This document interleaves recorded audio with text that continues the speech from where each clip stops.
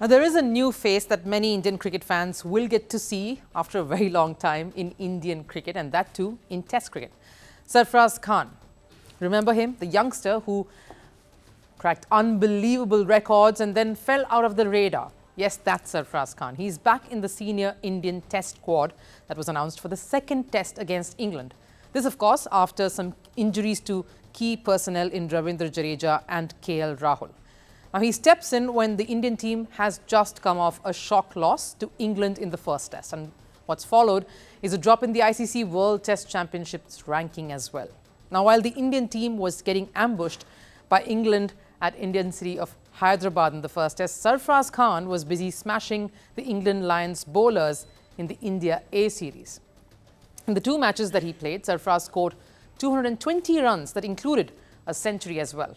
But was this all? Were these knocks alone enough and responsible for the call-up? And why such a late call-up for someone who has smashed records as a teenager? Now, to answer that, we need to take you back some years to 2015. Yes, it's a while away. All eyes were on him when he was just 17 years old. And he was part of a star-studded batting lineup at the Royal Challengers Bangalore. It's a franchise in the IPL or the Indian Premier League. The lineup had Virat Kohli, the likes of Chris Gayle, AB de Villiers, all big hitters, sensations, and young Sarfaraz Khan among them. The youngster had a decent outing with 111 runs from 13 games, but with a great strike rate of over 156. Good enough for a 17-year-old, right? But the year that followed did not pan out the way he would have liked it to. Sarfaraz was dropped from the team after just 5 games. Now, why? Fitness issues. And the following year, in 2017, Sarfaraz missed the whole season due to injury. And it was not just these setbacks that were the prime reason why Sarfaraz found himself out of favour. His temperament, or the lack of it, was at the heart of this. The fact that he got himself into controversies did not really help either, like making offensive gestures to the selectors during a domestic game that he captained his side for.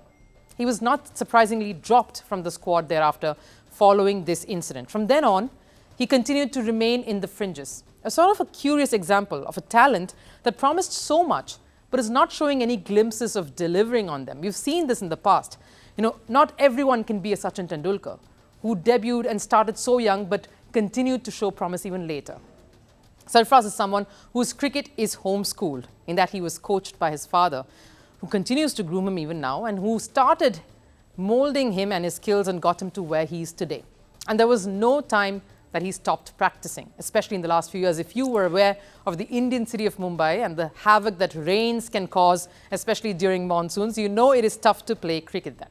But Sarfaraz's father had laid out a synthetic pitch just beside his house. His father said it saved time and energy and helped him prepare for conditions that are not really present in India, conditions that are adverse. The climb was an uphill one, and his family was helping him prepare for it.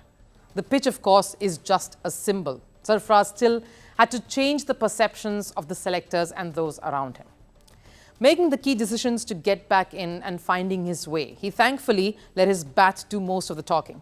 Sarfaraz continued to perform in the Ranji circuit. In 43 matches so far, Sarfaraz has amassed over 3,500 runs at a staggering average of close to 70.